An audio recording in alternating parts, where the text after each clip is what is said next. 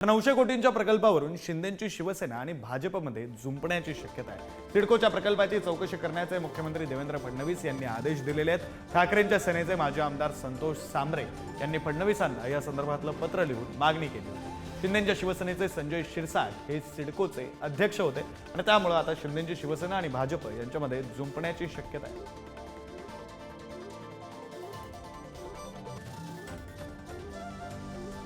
3 दृश्य आहेत। बीएमसीचा 1400 कोटींची चौकशी केली जाणार आहे, तर सिडको 900 कोटींची चौकशी केली जाणार आहे। 900 कोटींच्या प्रकल्पाची चौकशी केली जाणार आहे, तर अल्पसंख्याक शाळांसंदर्भातला निर्णय रद्द करण्यात आलेला आहे। मुख्यमंत्री देवेंद्र फडणवीस यांच्याकडून हे तिन्ही निर्णय घेण्यात आले आहेत।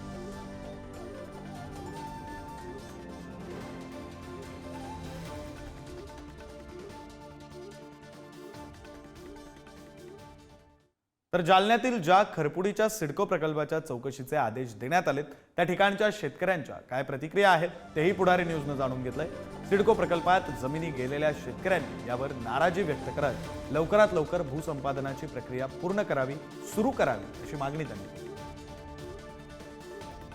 आपल्यासोबत या ठिकाणचे शेतकरी नेमकं त्यांना काय वाटतं, त्यांची मागणी काय, त्यांची भूमिका काय आपण त्यांच्याकडून जाणून घेणार आहोत। दादा काय सांगणार, प्रकल्पाची चौकशीचे आदेश मुख्यमंत्री सचिवांनी काढलेले आहेत, शेतकरी म्हणून काय वाटतं आणि काय मागणी आहे? सर, आमच्या जमिनी यांनी जर आदेश काढले, पण आता याच्यात आम्ही शेतकरी थांबलो अडकलो त्यामध्ये।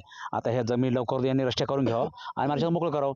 19 पासून आमच्या जमिनी पडीत आहे, याच्यात गावकऱ्याचं नुकसान आहे, शेतकऱ्याचं नुकसान आहे, हे आमच्या करतात। तुमचं नुकसान तुम्ही म्हणताय, नेमकं तुम्हाला या प्रकल्पातून तुम्हाला फायदा कसा होणार होता आणि यात भ्रष्टाचार झालाय का खरंच? कारण असा भ्रष्टाचार कुठे झाला, कसा झाला भ्रष्टाचार? आता जमिनी ज्या लोकांना पैसे त्यांच्या अकाउंटला गेले, भ्रष्टाचार कुठे झाला? आणि आमच्या जमिनी आता पडीत आहे ना, आणि शेतकरी जमीन पडीत पडून आता आम्हाला काय करायचं होतं, आम्ही काय करायचं पुढं?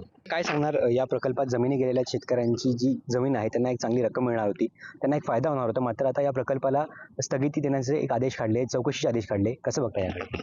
नाही, शेतकऱ्यांना पैसा भेटला असता तर धंदा पाण्याला लागले असते मुलं, ते म्हणणं शेतकऱ्यांचा फायदा झाला असता। त्याच्यामध्ये जमिनीचा रेट चांगले येणार होते आम्हाला, तर त्या हिशोबाने लोकांनी बरोबर लोकांना वाटलं की तरी उद्योग धंद्याला लागले असते।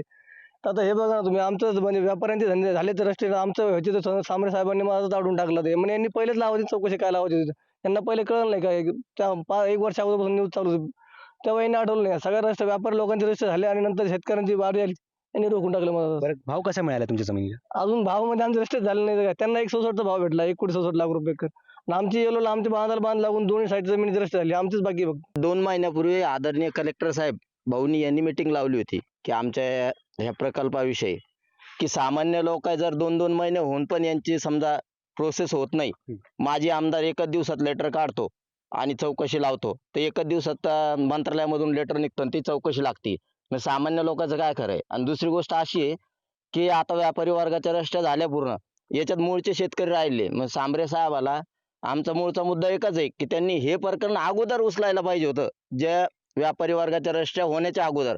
आता त्यांच्या तर झाल्या, त्यांना तर पैसे पडले, चौकशी लावले, ते त्यांना जे पैसे भेटले त्यांचा ते उपयोग घेते, शेतकरी मारायला लागला नाही। तर मग आता शेतकऱ्यांची मागणी काय आहे? आमची मूळची मागणी एकच अशी आहे की येलो आणि ग्रीन समान भाव देण्यात आहे ना।